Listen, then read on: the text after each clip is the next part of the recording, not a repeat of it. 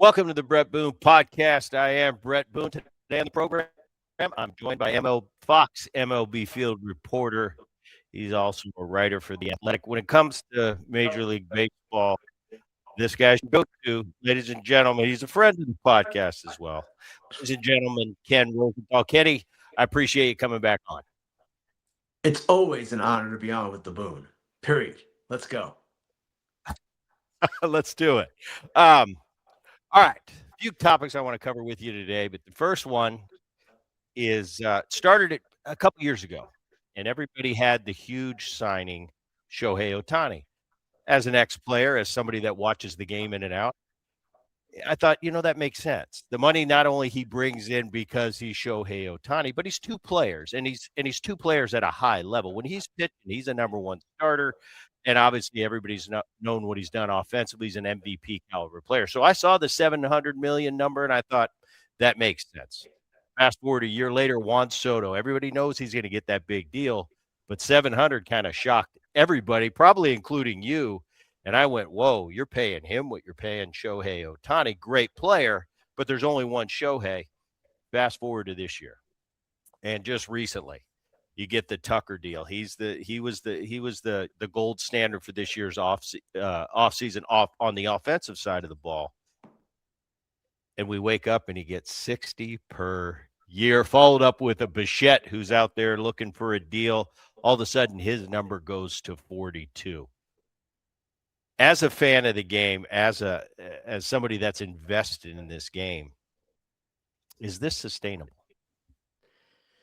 Well, in the current system, it is for those teams that are spending that money. Now, you have to understand, fans do, we all do, that the reason those salaries are so high for Tucker and Bichette is because the deals are short. Shohei got 10 years, Soto got 15. So, yes, their average annual values are going to be lower than what we've seen here in the Tucker case and the Bichette case. Obviously, Shohei's is higher, but present day value, it's lower when you factor in all the deferrals. So is it sustainable? Well, this is the question that's going to frame the sport really for the next year. And it's going to be an argument that takes place for the next year because we have in MLB an entity that wants to impose a salary cap, would like to do that, sees justification to do that. Certain fans agree with that justification, are sick of the economic disparity, not the competitive disparity. We don't have that so badly, but certainly there is an economic disparity between the top and the bottom. The question is, how do you fix that? And that's going to be the argument that we're going to hear from now through December 1st when the CBA expires and beyond. Well, let's full disclosure. Okay, the last time we had a serious work stoppage, I know a couple years ago they were locked out very briefly, and it really didn't affect the game in whole. The last time we had one, I was a rep for the Cincinnati Reds. It was 1994, and I remember the day when they stepped to the podium and they canceled the World Series. And all of us as players were kind of, what just happened? It was as everybody knows, it took a few years, probably 98 until the game came back to full capacity because we did lose fans in that lockout. So full disclosure, I've had my side of the union. I've been in those meetings, and some of them are tough meetings, very educational, but nevertheless tough. And as a player, I'm all for players getting every dime they can get. Obviously, I was a player. I look at it as entertainers. And I explain to a fan when they'll come to me and go, is he overpaid? Is he overpaid? I'll say, well, look, let's look at it this way. When Brad Pitt does a blockbuster movie and it brings X amount of money to the box office, do we complain about what he gets paid? So I think you're paid what you're worth based on a lot of numbers and a lot of economic numbers, what is actually coming into the kitty. So that being said, I don't know what the actual answer is. I know I saw it as soon as the Soto deal was signed. I said, the owners right now are going to start thinking lockout and they're going to start thinking salary cap like they do every time. I went through it and it was salary cap. Being back on the field in 2025 and being amongst those players, believe me, still to this day, it felt like I went back in a time capsule and it was 1994 again, and I was sitting in a union meeting. Those players echoed the same sentiment we did. We'll never have a salary cap. Now, as a player, I'm not up to speed right now. All I can tell them as an ex-player is all I suggest to you is educate yourself, get to the meetings, find out what's going on, and you can make your individual decision. The economics are a little bit different now. Eh, Talking to Reggie Jackson, his attitude was this. He said, "Brett, what about every year we just make everybody a free agent? It'll clear everything up." I don't know if that's a possible. I don't know what the answer is going forward. It's going to be interesting to watch this with a possible work stoppage looming at the end of the 26 at the end of the 26 season. I had Jim Bowden on. He was talking about, well, if there's going to be a salary cap, there's got to be a floor cap. That's interesting. Just so the teams that aren't spending a ton of money have to spend a certain amount of money. I just don't know where it's going. And I just figure, what are guys saying to you on the union side, on the ownership side? We certainly are aware of the owner's sentiments, and Evan Drellick wrote in The Athletic just the other day about how the Tucker deal has only reinforced to the owners their desire for a cap. They're going to push for a cap. They've done it basically in every labor negotiation since the beginning of this situation with the union back in the 70s.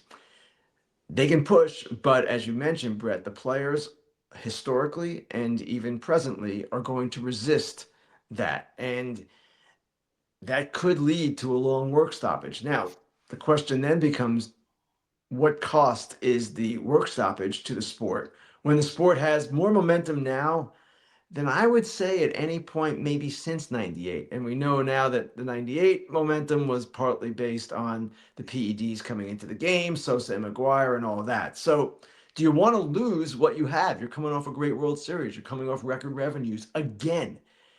I don't know that you do to get a salary cap. And the question then becomes, okay, if you don't get a cap, if you don't want that system as players, what is the solution? And in my view, the solution is somewhere in between where you figure out ways to, you can't eliminate the economic disparity. You never will eliminate the revenue disparity. There are small markets and there are large markets in this sport. But could you make the small markets more competitive by giving them other benefits, other edges?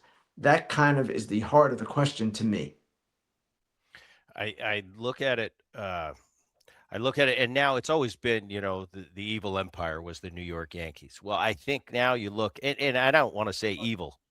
Like I said, being back in the game, watching this from the dugout perspective, man, got my juices flowing again. And and you're right. This game is thriving. It's great. These fans are as electric. It's a new generation of fans, but they're as excited as they ever were during my generation, during my childhood when my dad was playing, during his generation. They're as enthusiastic as they've ever been. For me, man, it would be such a shame to stop this and go through it because the fans will get angry if there's a sustained long term lockout. You will lose fans. Now they'll always come back. It's the great game of baseball. They always have. But like you said, with so much money out there, does either side want to risk that? My question is, the Dodgers found a loophole. They've been pushing this money out years and years, and they've got a super team. On the other coast, you've got the New York Mets, who you've got an owner in Cohen, who basically says, "I bought this team because I want to win and I want to bring New York a Mets World Series championship, and I kind of have deeper pockets than everybody else, so I'll just pay what I want to pay." Does a team like the Dodgers make that much more money with the Shohei entity, and that's why they're able to spend? And I guess my question is twofold. And when the Dodgers or the Mets make a huge splash with the Soto, with this recent Tucker deal, do the other owners just go, "Oh, we can't keep up. There's nothing we can do about this"? Yes, to that question. There's no question that owners that are not the Dodgers and Mets or owning the Dodgers and Mets get upset when these deals are struck and, yes, say they can't keep up. And in some cases that's true, and in some cases it probably isn't. Now, you ask where the Dodgers' financial edge is coming from. It's a couple of different things. They have an incredible TV deal, and it's come out recently, and it was always this way, but they do not have to share all of their TV revenue like some other teams because of a deal that was made to get their purchase price up, a deal that was approved by the owners. And this gave the Dodgers a financial edge with their TV deal. The Dodgers are also owned by this company, Guggenheim Partners, that is not one person. It's not Steve Cohen. It's not Hal Steinbrenner or the Steinbrenner family. It's this entity. And they are quite lucrative in what they've earned over the years. They've done quite well, and they have got that backing behind them. And then there's the Shohei Ohtani deal, which was, as we all know, 70 million per year, but only 2 million in present value, or actually current salary that he gets paid. 68 million is deferred. Now, the Dodgers are going to have to pay that money. They've got to fund the deferral. They can't simply wait until 2030 or whenever that deferral starts to kick in. There is money they have to put aside, but that is money they can invest. It is money that makes money for them. And with Otani bringing in so much money on his own in marketing and all of the other aspects, it's kind of the perfect storm. What they've created, they've done nothing illegal.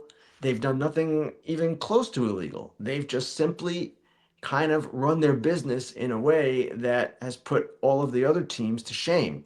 And yes, the Guggenheim group is an advantage that they have that other teams don't have, but maybe the solution there is to get other owners like the Guggenheim Group involved in the sport. Maybe it's a situation where one person, even one as wealthy as Steve Cohen, though Steve Cohen is certainly spending to the level of the Dodgers, but in many cases, one person, a family ownership, maybe that's not the solution in today's world with the economy, what it is, and just with the game's finances where they are. I look at the NFL and what they eh, I think their goal and what they strive to do is to have as much parity as they can. Major League Baseball in recent years has had a lot of parity.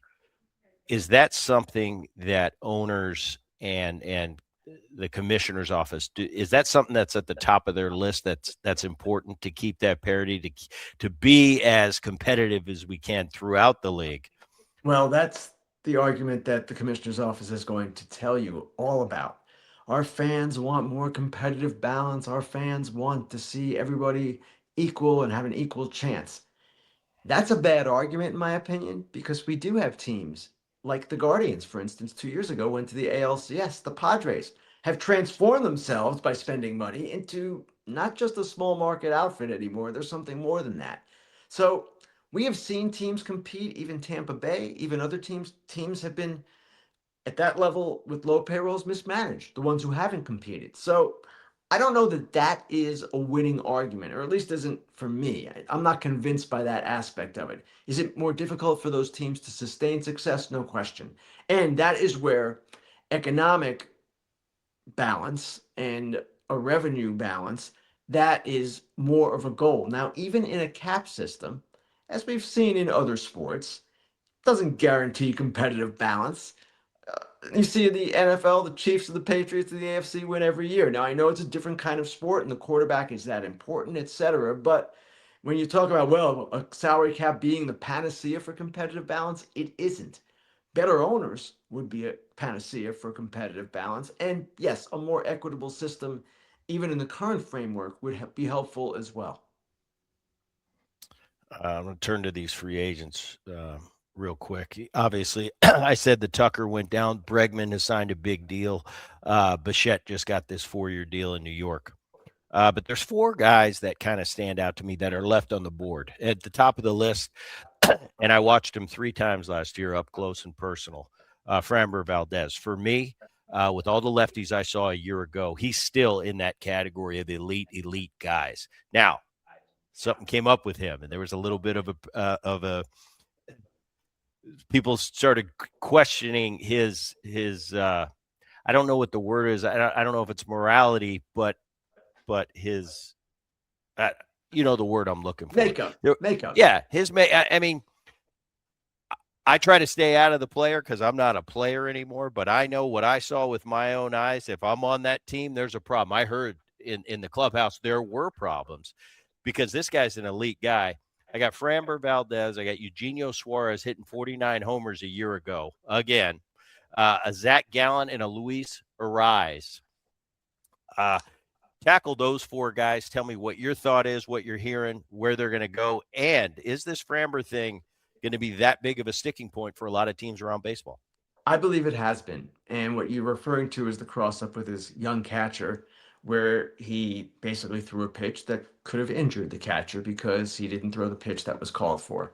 And he did that out of frustration, it seemed. And it highlighted what already existed, which were makeup concerns with Valdez. But you're right. He's a great pitcher. He's going to be fine, I would imagine, in terms of what he gets from a salary perspective. I don't know that he'll get the length that he wants, but I don't know that he was ever going to get the length that he wanted. He is, I believe, 32 this season, so it's older for a free agent. Zach Gallen is a guy that, in my opinion, and from what I've heard too, Brett, has been hurt by the qualifying offer. And every year when we have the players who reject qualifying offers and remain free agents, but with draft pick compensation attached, the guys who aren't absolutely elite, like Tucker and Bichette, they sometimes get hurt. And Gallen was elite, but didn't have his best year, even though the final 2 months were really good. And it seems to me that that has hurt him. I can see him doing a short term deal with opt outs and trying again without the qualifying offer attached to him. Scott Boras' clients, of which he is one, have done that in numerous cases. Bregman was another. And they go short, they opt out, then they do better the next time around. I can see that happening with him. Eugenio Suarez, yes, the home runs are great, no question. He is streaky. That's a problem offensively. He strikes out a ton. That's a problem. Defensively, he's not what he once was. So I wouldn't call him a one dimensional player, especially when his makeup is considered elite. He's one of the great teammates and vibes guys in the game. But because of the other questions in his game, that is going to preclude him and his age as well from getting the kind of deal that you might anticipate for a 49 homer guy. And who am I missing? Who's the last one? Arise. Luis Ariz. So he's another interesting player. Yeah. And also, in somewhat like Suarez, kind of one dimensional.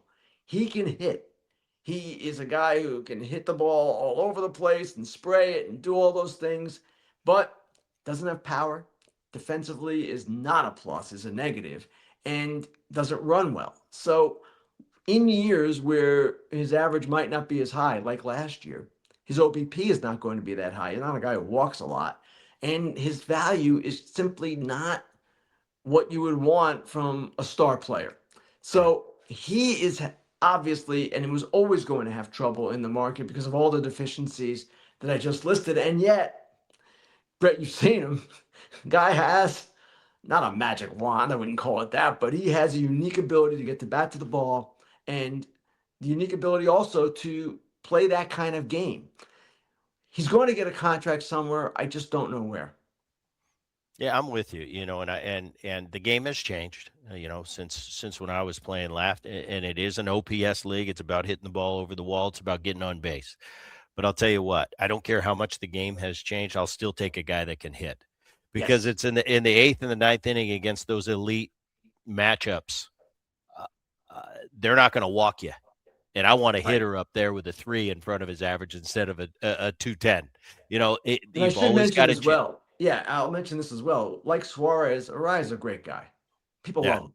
So right. he's good on a team. He is a positive in that sense. And if we're going to talk about a negative with Valdez in this regard, you have to also consider, teams at least should, positive energy that you get from a Suarez or an Arise. Yeah, and I agree with you on all the points. I think for Ember Valdez, he's too elite to not have somewhat of a good deal. By what he did a year ago, that might have eliminated a couple teams and maybe a couple teams that have big pocketbooks. So that's on him. You go to the Suarez guy, the Suarez situation. I'm with you. I think from an opponent looking on that field and what he brings to a team from a leadership, from a teammate standpoint, he's an elite teammate. And that should count for something, coupled with the 49 home runs. He's going to find a place. The Zach Gallen thing, I haven't watched him. I paid attention down the stretch. You mentioned late in the season last year, he had some good outings. I'll tell you what, he pitched really good against us. And they're saying, well, he's not what he was a year ago. Well, the game I saw he pitched against us down the stretch, he was all that. And with a rise, I think you're right. There are the negatives, especially when you got to put him defensively at first base. And being a second baseman, I loved when I had the John Olerud's over there and the Hal Morrises that were 6'5" with a wingspan. Just throw it in their direction and they'll catch it. When you get a Rise, who's probably shorter than me at first as your target, it's not the best target to have, but he'll find a place, I think, because of his bat to ball skill and how good of a hitter he actually is. One of the elite pure hitters in the game today. All right, last thing, and I'll let you out of here. Just want to touch on the Hall of Fame. I loved all three. I loved Jeff Kent, who was a peer of mine for a lot of years. And I looked at his numbers through the years, Kenny, and I just went, how is he not in? He's got 1,500 RBIs in a generation where that's what we were judged on. We were judged on average, homers, and RBIs. It's a different game now, but for our generation, that's what we trained for. He met all those matches at a world-class level, at tops in the history of the game. It was good to see him get in, albeit a special committee. It was great for him to come in. And then Andrew Jones was a teammate of mine in Atlanta for 1 year in 1999. He was a young player at the time, one of my favorite teammates to this date. And I started thinking about his case, the 400-plus homers, the magic numbers that we've been planning on all along, the 3,000 hits, the 500. He doesn't have any of that. But as Ozzie Smith, and this is just my opinion, as Ozzie Smith kind of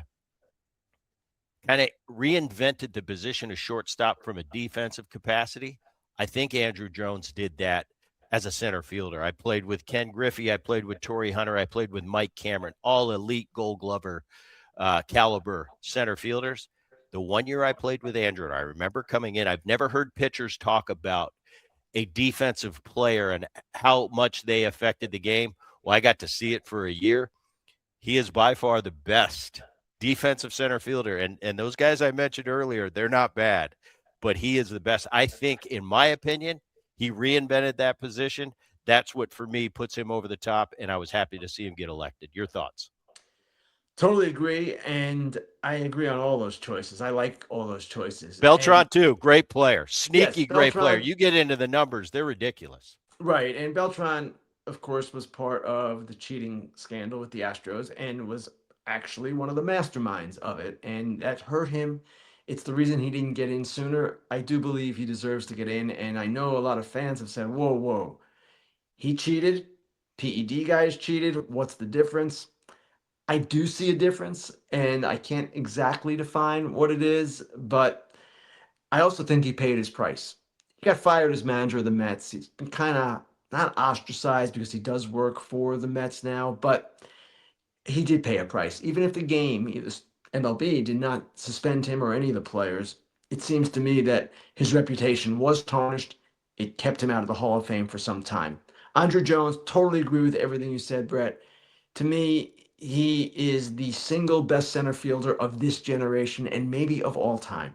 I don't know. I didn't see Mays in his prime, but Mays has said that Andrew Jones was the best he's seen. So I'll take his word for it. And Kent, of course, to me, he always had the offensive numbers, and his defense was adequate. It wasn't great, but it was adequate. Absolutely. And that's So, the thing. He's better than so people say defensively. right. And my final thought on this is you mentioned the standards that we've used in the past: 3,000 hits, 500 homers, 300 wins for a pitcher.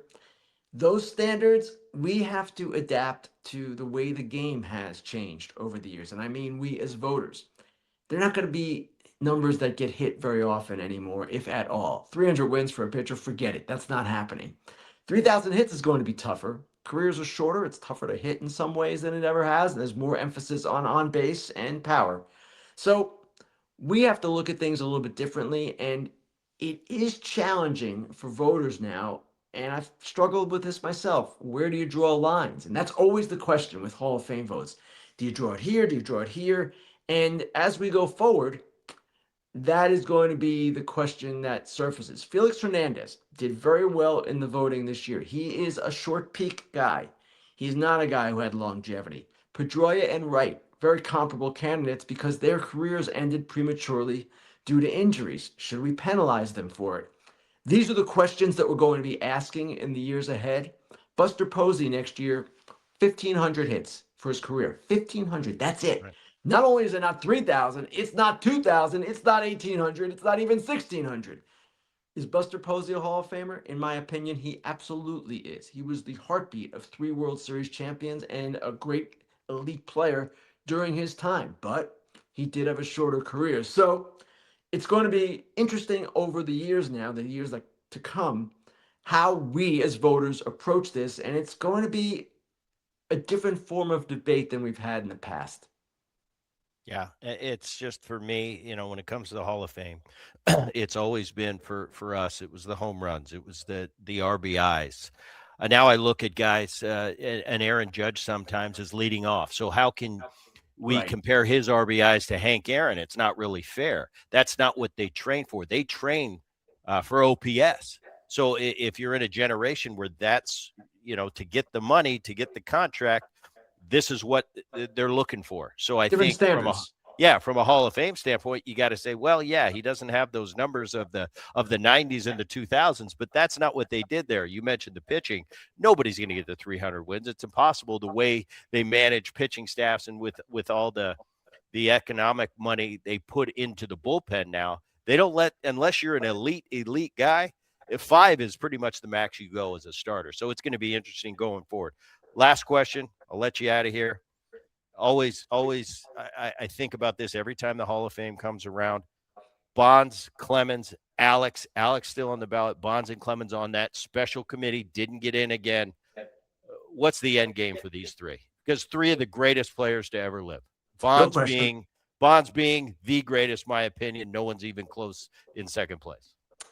Well, I don't know what the end game is. My suspicion is that none of them are going to make it. And you'll see now Bonds and Clemens strike out twice on veterans committees or eras committees that we call them now. Those are not the baseball writers. Those are a combination of Hall of Famers, executives, a couple of writers, historians on there. It's a smaller group. And they did not get close there either. I voted for those guys, not right away, but I eventually came around to it when I feel or when I believed that other players in the Hall of Fame had used PEDs. And once you have one guy who we suspect and think used PEDs, then it opens it up for all. And that's why I voted for them in the latter years. Alex Rodriguez and Manny Ramirez are different, in my opinion. And I know everyone has their own views on how this should go down. But by the time they were penalized, there were penalties in place. There were firm rules that were established. Everyone knew the deal. And these guys still went out and did what they did. To me, that is disqualifying. And it's just plain dumb on their part because it seems to me that there was a knowledge then, or at least some kind of realization that if you get caught, it's going to hurt your Hall of Fame chances. It was not like this was a secret. So that's the problem I have with those guys. And I don't believe that they're going to get in through the writers or through any of the eras committees. But I'll say this, the younger writers, and of course, new writers come into the voting block every year. It takes 10 years of being in the Baseball Writers Association of America covering a team before you're eligible for the Hall of Fame vote. So the voting block turns over. Younger writers who did not or were not around during the 2000s when all this was going on, they don't remember, they weren't there. They might have, and some of them do have, different views of this. They say, some of them, hey, whoa, these guys are among the greatest players ever. Their statistics show that. Put them in, and then everyone will know what they did. It's fine, but they deserve to be in. That's a valid argument, in my opinion. It's not one that I necessarily agree with, but I definitely understand it. And even on this particular issue, I know I vote the way I do, but I'm not black and white on it, Brett. I'm not like, oh my God, bar the hall from these Right? guys.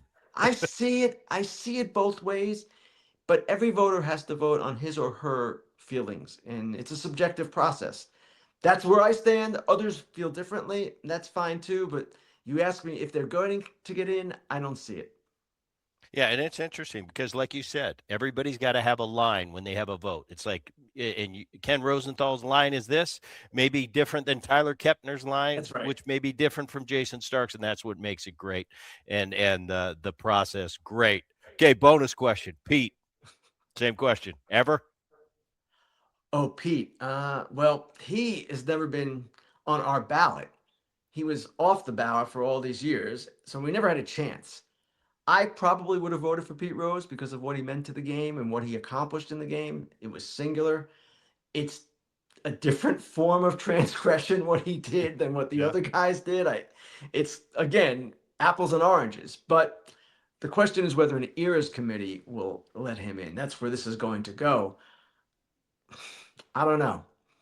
It seems like a lot of the old timers, the Hall of Famers, are going to have a problem with this. And they're going to have a problem with it for a very clear reason. Almost the same reason that I just gave for Alex and Manny. This rule was the clearest rule. It This was was big. never in question. It's on every clubhouse door. Yeah. Do not gamble on baseball. And Pete broke it. He broke it brazenly. He lied about it. All of that. So I would expect it's going to be difficult for him. Yeah, the Pete one's tough for me because I grew up with him. Probably my favorite player out of everybody to watch. How he went about it just once that game started. I've maybe never met a player that went about it the way he did. So I kind of have a soft spot there. At the same time, I had him on my show right before he passed away, and he said, "Booney," he said, at this point, when I'm long gone, he goes, what does it matter anymore? He goes, I don't even care if I get in because if they're not going to let me enjoy it with my family and friends when I'm alive, then I think they're doing me a disservice putting me in when I pass away. He passed away shortly after. That was his take, but always interesting. Kenny, I appreciate you coming on, taking the time today, and as always, I'll see you down the road. I'll see you somewhere this year. I don't know where it's going to be, but thanks again for coming on. For those of you watching the Bret Boone podcast, we're now on YouTube. Check it out. For those of you download the Bret Boone podcast, try the Odyssey app or wherever you download your podcast. Until next time, keep it here.